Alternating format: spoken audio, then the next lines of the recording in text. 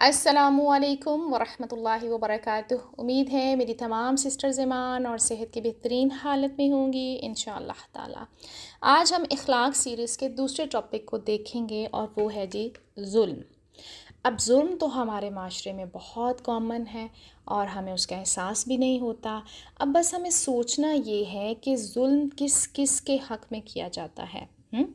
क्योंकि अगर हम सोचेंगे तो ही तो हम उसका इलाज करेंगे। तो हम सबसे पहले तो देखें, खालिक के हक़ में हम ज़ुल्म करते हैं। अब वो कैसे करते हैं? यकीनन अल्लाह ताला ने हमें जो भी फ़राइज़ दिए हैं हम उनको फ़ॉलो ही नहीं करते। नमाज, रोज़ा, ज़कात, हज, ये सब हमारे पास क्या है? फ़राइज़ हैं।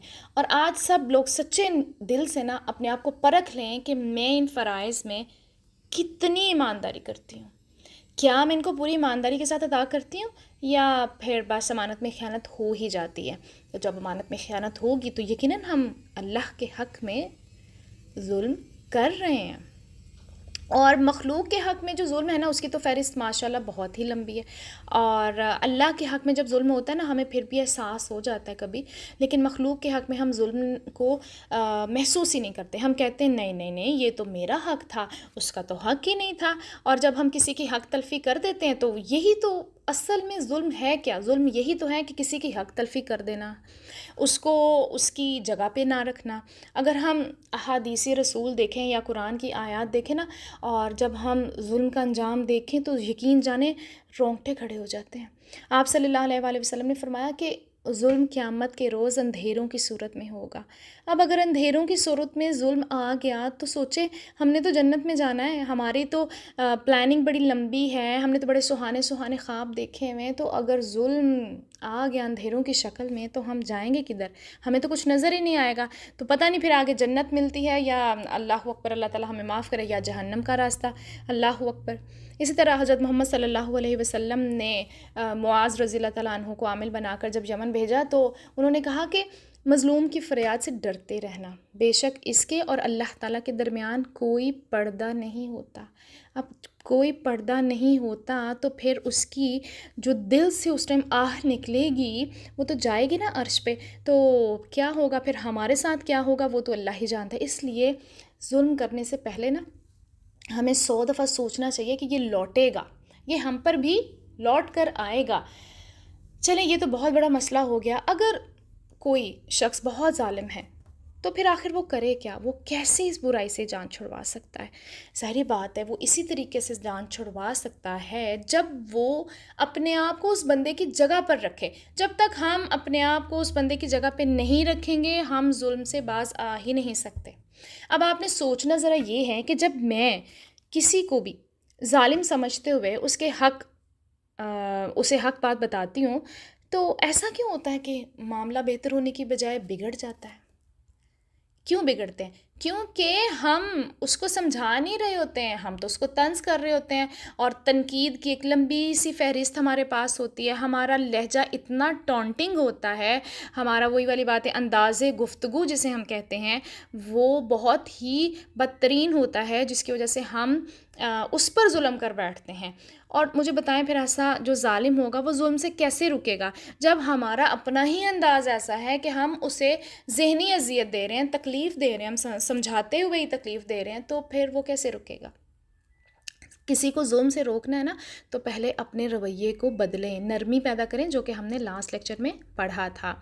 आपको पता है ज़ुल्म करने वालों को अंजाम कितना सख्त है?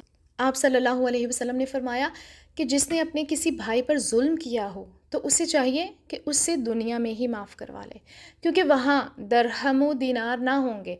पहले इसके भाई के लिए उसकी नेकियों में से हक़ दिलाया जाएगा, और अगर इसके पास नेकियां ना होंगी तो इसके भाई यानी वो जो मज़लूम था उसकी बुराइयां उस पर डाल दी जाएंगी। अल्लाह अकबर, कितना ख़तरनाक अंजाम है, दिल को हिला देने वाला है। अगर हम इस हदीस की गहराई में जाएं तो हम कितनी मुश्किल से पहले ही बेचारे कतरा कतरा करके कोई ना कोई नेकी करते हैं, हाँ, और नेकी करके तो उसके बाद वो हमारी नेकियां किसी और के पलड़े में چلی جائیں گی تو ہمارے پاس بچے گا کیا؟ یہ تو وہی بات ہوگی نا کہ اتنے سارے لوازمات اور مسالے اکٹھے کر کے ہم بڑی مزیدار بریانی بنائیں اور جب ہم کھانے لگیں تو پلیٹ ہماری اٹھا کے کوئی اور لے جائیں.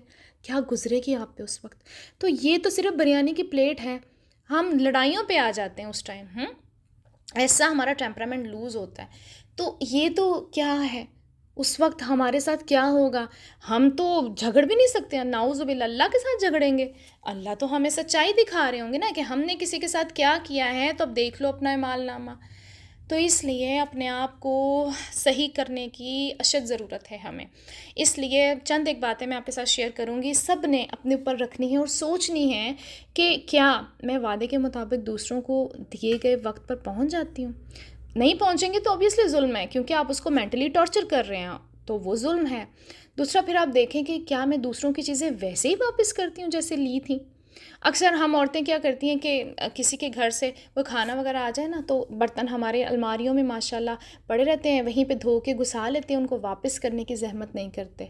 تو اگر آپ کے گھر میں کوئی چیز کسی کی آئی ہوئی ہے نا تو برائے مہربانی اس کو واپس کر دیں، چاہے وہ برتن ہیں، چاہے وہ کپڑے ہیں، چاہے وہ جوتیاں ہیں، جو بھی ہیں. پھر آپ اپنے آپ کو جج کریں کہ کیا میں غصے میں خاموش ہو سکتی ہوں؟ بھائی یہ تو سب سے مشکل کام ہے نا، تو اس لیے اس پہ تو سب سے زیادہ ہمیں پریکٹس کرنی ہے. پھر آپ یہ دیکھیں کہ کیا میں دروازہ آرام سے بند کرتی ہوں یا زور سے بند کرتی ہوں؟ کیونکہ کسی کے آرام کو اگر ہم خراب کریں گے تو یقیناً ہم اس کے نفس پہ ظلم کر رہے ہیں. پھر آپ دیکھیں کہ کہیں میں دوسروں کے کام میں مداخلت تو نہیں کرتی، اور کیا میں اپنے رول یعنی جو بھی ہوں، میں ماں یا بیٹی یا بہن یا بہو یا بیوی، جو بھی جس بھی مقام پر آپ ہیں، تو کیا میں اپنے فرائض کے بارے میں جانتی ہوں اور کیا میں ان کو پورا کر رہی ہوں؟ تو بڑی لمبی چوڑی فہرست آپ کے سامنے آ جائے گی. جب آپ ٹھنڈے دماغ سے سکون سے کارنر میں جا کے بیٹھیں گی نا تو آپ کو پتہ چلے گا کہ میں کس کس کے حق میں ظلم کر رہی ہوں. تو اس کے علاوہ اگر ہم اللہ تعالیٰ کے ساتھ اپنے کنیکشن کو دیکھیں نا تو اس میں بھی ذرا دیکھیں کہ میں کتنی نمازوں میں حاضر دل کے ساتھ اپنے رب کے سامنے کھڑی ہوتی ہوں. تو ہماری وہ جو پوری کیا کہتے ہیں ایک ویڈیو ہے نا، ہماری پوری ایک مووی جو چلتی ہے زندگی کی، وہ ہمارے سامنے آ جائے گی، اور پھر سوائے آنکھیں جھکانے کے اور آنکھوں میں آنسو لانے کے ہمارے پاس کچھ بچے گا نہیں. پھر آپ دیکھیں کہ کیا میں نے سوچا ہے کہ میرے مرنے کے بعد میری چیزوں کی تقسیم کیسے ہوگی، اور اپنے گھر والوں کو ان چیزوں کے بارے میں نے بتا دیا ہے؟ اگر نہیں بتایا نا تو پلیز بتا دیں اور اپنی وصیت لکھ لیں، کیونکہ میں نے تو اپنی وصیت لکھ لی ہے، اور لکھ کے میں نے ڈائری اپنے پاس اپنی ٹیبل پہ رکھ دی ہے، اور 2 بندوں کے سگنیچرز بھی کروانے ہوتے ہیں اس پہ، تو تاکہ آپ لوگوں کو انفارم بھی تو کریں نا آپ نے لکھا کیا ہے، تاکہ آپ کسی کے حق میں ظلم نہ کریں اور آپ کے جانے کے بعد کوئی آپ کی طرف سے ظلم نہ کر سکے. ٹھیک ہے؟ اور اس کے علاوہ پھر آپ یہ دیکھیں کہ زندگی کے ہر مرحلے پر مجھے کون بتائے گا کہ کہیں میں ظالم تو نہیں ہوں. تو ایک تو یقیناً اللہ تعالیٰ آپ کو اشارہ دے دیتے ہیں، اور دوسرا یہ کہ آپ کا کوئی نہ کوئی ایسا ساتھی ہونا چاہیے، آپ کا خاوند، آپ کی بہن، آپ کی ماں، آپ کے بچہ، کوئی آپ کے دوست، کوئی تو ایسا سنسیئر فرینڈ جسے کہتے ہیں وہ ہونا چاہیے جو آپ کو بتائے کہ یار تم نے یہاں پہ صحیح نہیں کیا تو اپنے آپ کو کریکٹ کرو. تو کوئی نہ کوئی ایسا ہونا چاہیے. پھر آپ دیکھیں کہ کیا میں نے کبھی اپنا ہاتھ جان بوجھ کر جلتی ہوئی آگ میں دیا ہے؟ نہیں دے سکتے نا ہم. چولہا چل رہا ہے تو ہم اپنا ہاتھ نہیں رکھ سکتے نا. تو جہنم کی آگ میں تو ہم خود اپنا ہاتھ دھکیل رہے ہوتے ہیں جب ہم دوسروں پہ ظلم کر رہے ہوتے ہیں. تو بس اب ہم نے اس ہفتے کیا کرنا ہے کہ ہم نے اپنی باتوں کے ذریعے بھی کسی پر ظلم نہیں کرنا، اور اس کے علاوہ سب لوگ اپنی اپنی چیزوں کا جائزہ لیں کہ اگر کوئی لٹانے کی چیز ہے نا تو اس شخص کو فوراً واپس کر دیں تاکہ ہم کسی پر ظلم نہ کریں. تو اپنا بہت خیال رکھیں اور ظلم سے بچنے کی کوشش کریں. اللہ تعالیٰ ہم سب کو عمل کی توفیق عطا فرمائے. اپنا بہت خیال رکھیے گا. جزاکم اللہ خیرا کثیرا.